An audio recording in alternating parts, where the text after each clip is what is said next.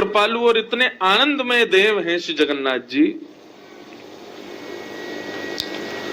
पूरे विश्व भर में ठाकुर जी के शयन होते हैं तो रात्रि में सारा श्रृंगार उतारा जाता है, लेकिन एकमात्र जगन्नाथ जी ऐसे हैं जिनको रात्रि में श्रृंगार करके सुलाया जाता है। और श्रृंगार व्यक्ति कब करता है? बहुत ध्यान से सुनिएगा, एक एक शब्द बहुत सुंदर है। जगन्नाथ भाव समझना और उसका आस्वादन करना बहुत बड़ी बात है, इसलिए बहुत ध्यान से सुनो। व्यक्ति श्रृंगार कब करता? हम नए कपड़े कब पहनते हैं? हम अपना रूप कब सजाते हैं? हम गहने कब पहनते हैं? हम बाल आदि कब काटते हैं? जब हमको कहीं जाना हो, कहीं प्रस्थान करने का हमारा भाव बने, तब हम तैयार होते हैं। कोई विशिष्ट ओकेजन पर कहीं हमको उपलब्ध होना है तो हम अपना श्रृंगार करते हैं। श्री जगन्नाथ जी का श्रृंगार रात्रि में होता है। एक तो श्रृंगार सुबह होता ही है, बाकी जगन्नाथ जी रात्रि प्रसाद लेने के बाद जब शयन के लिए तैयारी होती है तो श्री जगन्नाथ जी का श्रृंगार होता है और पुष्पों का श्रृंगार होता है। क्यों? कहां जा रहे हैं जगन्नाथ जी? बोले श्री जगन्नाथ महाप्रभु रात्रि में पुरुषोत्तम क्षेत्र से श्री वृंदावन चले जाते हैं और वृंदावन जाकर के वहीं विहार करते हैं। इसलिए यहाँ की सब सहचरियां, यहाँ के सब सखा, यहाँ के सब पुजारी पंडा सब जगन्नाथ जी को तैयार करते हैं। क्यों? रात्रि रास विहार के लिए श्रीधाम वृंदावन प्रस्थान कर रहे हैं श्री जगन्नाथ जी, इसलिए उनका श्रृंगार किया जाता है। और कल जब हम गए थे दर्शन करने के लिए,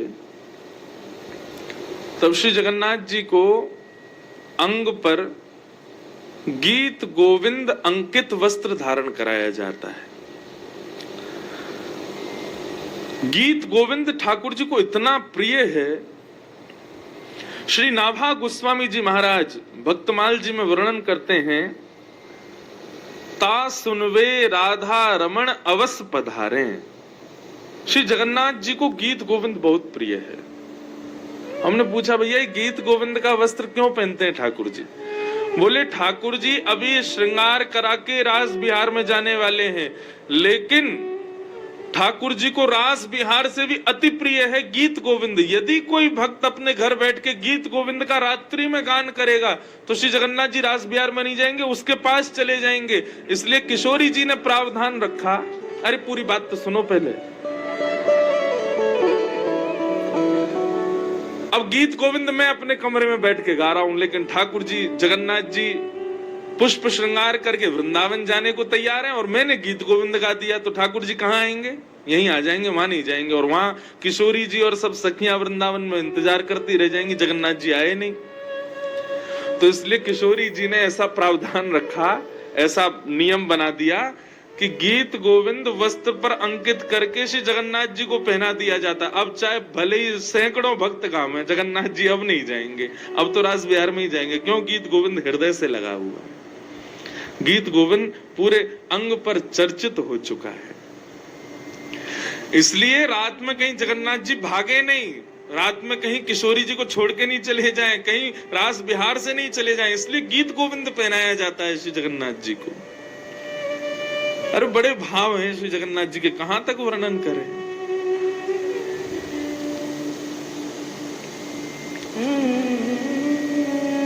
सब्जी बेचने वाला, उसकी बेटी को उसने गीत गोविंद याद करा दिया। अब वो गीत गोविंद का पाठ कब करती थी? जब बैंगन तोड़ने के लिए वन में जाती थी, अपने बगीचे में बैंगन तोड़ने जाती, तब गीत गोविंद गाती। जैसे ही वन में प्रवेश किया, बैंगन तोड़ रही थी, उस समय गीत गोविंद। गीत गोविंद क्या है बंधुओं? एक पूरा जयदेव महाप्रभु द्वारा रचित एक पूरा ग्रंथ है, जिसमें 8-8 पद, 8-8 अंतरों के पद हैं, अष्टपदियां। और वास्तव में गीत गोविंद क्या है? सब ब्रज लीला है। किशोरी जी के साथ में अंतरंग लीला जो ठाकुर जी की है, गीत गोविंद का प्रवचन नहीं हो सकता। कुछ कुछ भाव सुनाए जा सकते हैं, लेकिन संपूर्ण गीत गोविंद सुनाने की ना तो वक्ताओं में सामर्थ्य, ना आप सुन सकते हो। क्यों? भगवान की बिल्कुल अंतरंग लीलाएं हैं उसमें।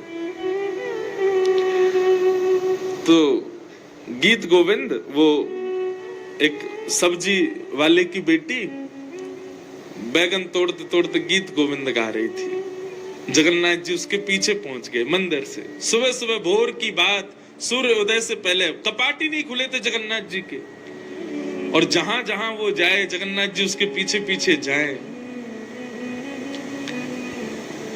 जैसे उसका बैगन तोड़ने का क्रम पूरा हुआ, गीत गोविंद भी पूरा हुआ और जगन्नाथ जी भी वापस आ गए। और यहाँ पुजारियों ने जैसे ही कपाट खुले, मंगला दर्शन, तो क्या देखा, जगन्नाथ जी के सबरे वस्त्र जो हैं फटे पड़े हैं, यहाँ से आंख वाँख सब छिली पड़ी हैं, जगन्नाथ जी के कांटे कूटे लगे हुए हैं पूरे अंग पर।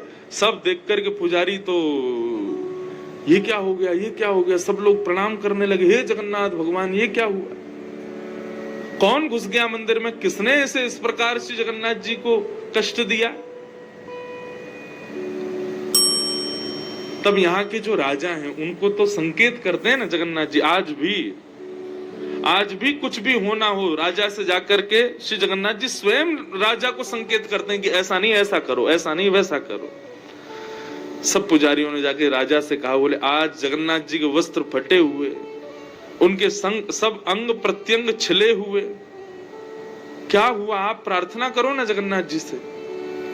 राजा ने जाकर के जब पूछा तो श्री जगन्नाथ जी बोले मैं क्या करूं, मुझे गीत गोविंद इतना प्रिय है, कोई भी गाता है मैं तुरंत दौड़ा चला जाता हूं।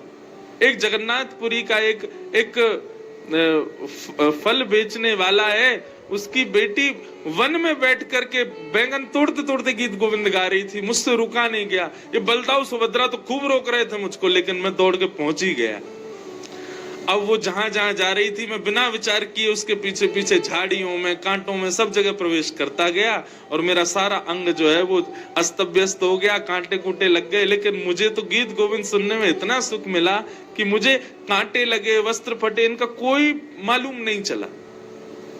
मुझे गीत गोविंद बहुत प्रिय है। ये सुनकर के राजा के नेत्र सजल हो गए।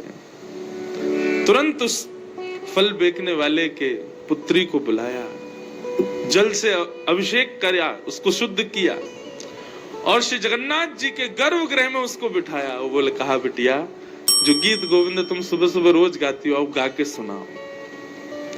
तब उसने गीत गोविंद गाया।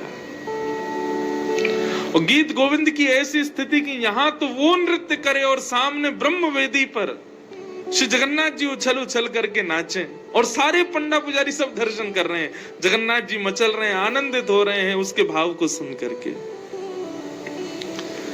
धीर समीरे, गीत गोविंद का एक पद, धीर समीरे यमुना तीरे बसती बने चले करयुगशील बिहारी।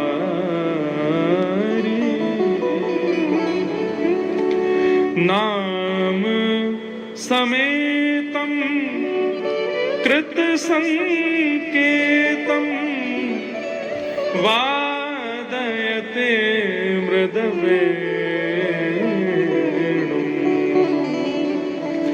बहुमनुते ननुते तनु संगत पवन चलित मन्नाथ महाप्रभु की। गीत गोविंद बहुत प्रिय है। गीत गोविंद का कोई भी एक पद याद कर लो बंधु। मैं तो कल भी निवेदन कर रहा था आपसे। और 7 दिन तक नित्य रात्रि में जब जाओ जगन्नाथ प्रभु के पास, आज भी श्री जगन्नाथ महाप्रभु रात में बिना गीत गोविंद सुने ओढ़ते भी हैं, पहनते भी हैं और फिर रात्रि में उनको लोरी के रूप में गीत गोविंद ही सुनाते हैं। सब पुजारी खड़े होके तभी सोते हैं बिना गीत। कितना प्रिय है गीत गोविंद। इसलिए बंधुओं कोई भी एक अष्टपदी याद कर लीजिए। इन 7 दिनों में पुरुषोत्तम मास की एक कथा सफल हो जाए यदि हमको एक अष्टपदी भी याद हो जाए और हम नित्य श्री जगन्नाथ जी को सुना दें। हमसे प्रिय फिर कोई नहीं जगन्नाथ जी को। एक मुस्लिम था मौलवी, उसका एक मित्र था कोई वैष्णव, दोनों कहीं मित्र बन गए होंगे। अब दोनों में कभी कभी धर्म चर्चा होती थी, एक दूसरे के धर्म को लेकर के, पंथों को लेकर के बात होती थी। तो एक दिन उस मौलवी ने अपने वैष्णव उस मित्र से कहा, बोले एक बात बताओ, तुम्हारे यहां कोई ऐसा कोई मंत्र है, ऐसा कोई श्लोक है या कुछ ऐसा है जिससे तुम्हारा खुदा साक्षात मुझे दिख जाए? तो उन्होंने गीत गोविंद उसको प्रदान कर दिया। बोले लो इसका पाठ करना शुरू कर दो, तुमको हमारे ठाकुर जी दिख जाएंगे। तो मुस्कुराने लगा, बोले ऐसे ही बोल रहे होंगे। बोले बस एक काम करना। बोले क्या? बोले जब इसको लेकर के बैठो और इसका गायन करो, तब भाव से या प्रत्यक्ष रूप से एक खाली आसन लगा देना। उसने कहा क्यों? बोले क्योंकि ये जब तुम गाओगे ना तो हमारे जगन्नाथ जी, हमारे ठाकुर जी, राधा रमन जी निश्चित आएंगे वहां पर। भले ही तुम्हें दिखे ना, धीरे धीरे तुम्हारी भक्ति पुष्ट होगी तब तुमको दिखेंगे, लेकिन तुम आसन बिना आसन लगाए कभी मत गाना। एक आसन सन्मुख या आसन नहीं हो तो एक भाव से कि मैंने यहां पर एक चौकी लगा दी है, ठाकुर जी अगर आप आओ तो बैठ जाना। एक आसन निश्चित रख देना। मौलवी ने कहा ठीक है। अब वो रोज गाते और रोज एक आसन लगाते। इसी प्रकार अलग अलग अष्टपदियां गाते। धीर समीरे यमुना तीरे बसती बने बनमाली। थे तो वो मौलवी, लेकिन संस्कृत आती थी। प्राचीन भारत में सबको संस्कृत आती थी।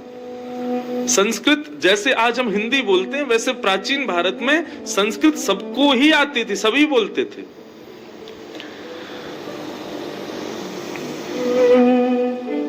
तो ऐसे वो रख करके गाते थे रोज।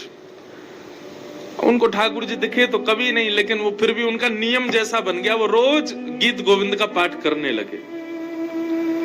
एक दिन वो कहीं उनको जाना था, बड़ा विलंब हो गया और विलंब होने की वजह से वो गीत गोविंद का पाठ नहीं कर पाए। तो जैसे ही घोड़े पर बैठे कहीं जाने के लिए, तो चाबुक दे करके घोड़ा चलने लगा। मन में विचार करने लगे, आज तो मैंने गीत गोविंद का पाठ ही नहीं किया है, अब क्या मेरा नियम थोड़ी है, और हमारे लिए जरूरी भी नहीं, हम हिंदू हों तो करें रोज। लेकिन फिर भी मन में आया कि भाई जब नियम ले रखा है तो करना चाहिए। तो उन्होंने कहा ठीक है कोई बात नहीं, आज हम अपने घर पे नहीं कर पाए, घोड़ा पे बैठे बैठे ही कर देते हैं। और घोड़ा चल रहा था, घोड़े की नाल के धुन पे ही उन्होंने गीत गोविंद गाना शुरू किया। और जैसे ही गीत गोविंद गाया, आसन तो रखा नहीं ठाकुर जी का। गीत गोविंद गाते गाते तभी क्या देखते हैं, एक नन्हा सा नीला नीला नीलमणि जैसा बालक वो उल्टा घोड़े के पीछे दौड़ रहा है, दोनों भुजाएं ऊपर करके। और वो साक्षात श्री राधा रमन लाल जी ही थे। वो घोड़े के आगे आगे दौड़ रहे थे गीत गोविंद सुनते हुए। जैसी परम सुंदर बालक का दर्शन किया, अपना घोड़ा रोका और जब देखा, बोले अरे बालक तुम ऐसे उल्टे दौड़ रहे हो, इतनी गति से उल्टे दौड़ रहे हो, कौन हो? बोले क्या करें, दौड़े नहीं तो क्या करें, तुमने आसन ही नहीं लगाया आज हमारा। और ऐसा कहकर के वो अंतर ध्यान हो गए। तब से वो उसी भाव में उन्मुक्त हो गया, दौड़ करके अपने वैष्णव के पास गया। बोले आज मैंने तुम्हारे ठाकुर को देखा। और जब उन्होंने पूरा वृत्तांत बताया तो वैष्णव भी रोने लगे, हृदय से लगा लिया। बोले जय हो, गीत गोविंद की जय हो, जिसको सुनने के लिए ठाकुर जी इतने उतावले रहते।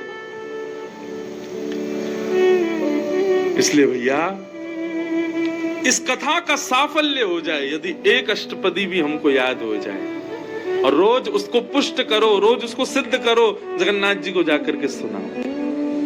और फिर नित्य जब यहां से लौट के अपने घर जाएं तो एक नवीन आसन रोज अपने सन्मुख पधराओ और उस आसन पर ऐसा भाव रखो, हे लाल जी पधारो, और फिर गीत गोविंद का पाठ करो। हम आपको प्रमाणित रूप से कह रहे हैं, निश्चित किसी ना किसी दिन अनुभव तो जगन्नाथ जी का निश्चित होगा कि वो पधारे, आए हैं, सुन रहे हैं। इतना प्रिय है ये भाव। ऐसे महाप्रभु श्री जगन्नाथ जी को हम प्रणाम करते हैं, उनको बारंबार वंदन करते हैं।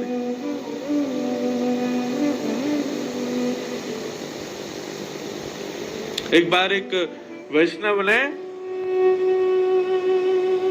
वैष्णव थे जानी, यहाँ के राजा थे शायद उस समय के, उन्होंने एक दूसरा गीत गोविंद बना दिया और सब जगह कहा कि इसको प्रमाणित मानो, यही है असली गीत गोविंद। जब उन्होंने ऐसा किया तो जगन्नाथ जी उनके स्वप्न में आ गए और स्वप्न में भी महाराज नृसिंह बन करके आए और कहा कि खबरदार, जो मेरे गीत गोविंद को तुमने अपना ये जयदेव महाप्रभु का जो गीत गोविंद वही मेरा प्राण है, तुम अपना ग्रंथ लिखो, उसमें कोई आपत्ति नहीं है, लेकिन वो तुम्हारा श्रेष्ठ है, उनका श्रेष्ठ नहीं है, ऐसा मत करो। यदि ऐसा करोगे तो हम नृसिंह बन करके जैसे हिरण्यकश्यप का पेट विदरण किया तुम्हारा भी कर देंगे। इतना प्रिय है। कहने का भाव गीत गोविंद मतलब हमारे सब भक्तों के हृदय के भाव सब गीत गोविंद ही हैं और वो श्री जगन्नाथ जी को प्राणों से भी प्रिय है। उनको सुनाओ, उनको जाके कुछ कहो, गाओ, मंदिर में जाकर के निर्लज्ज हो जाओ। कौन अगल बगल वाले क्या सोचेंगे, आगे पीछे वाले क्या कहेंगे, कुछ मत विचार करो, एक कोने में बैठ जाओ। और सबसे बढ़िया समय है रात्रि में जाओ 9-10 बजे, उस समय थोड़ी भीड़ कम रहती है। और मंदिर में भीतर जगह ना मिले तो बाहर पूरा प्रांगण है, सब जगह जगन्नाथ जी हैं। हम तो कह रहे हैं भुवनेश्वर तक जगन्नाथपुरी ही है, कहीं बैठ जाओ। और मंदिर में ज्यादा भीड़ लगे समुद्र किनारे बैठ जाओ, वहां बैठ करके कुछ गाओ, कुछ सुनाओ, जगन्नाथ जी को हृदय से पुकारो।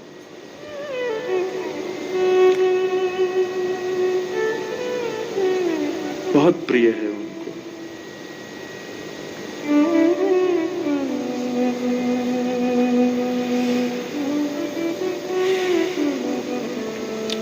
श्री जगन्नाथ महाप्रभु की जय।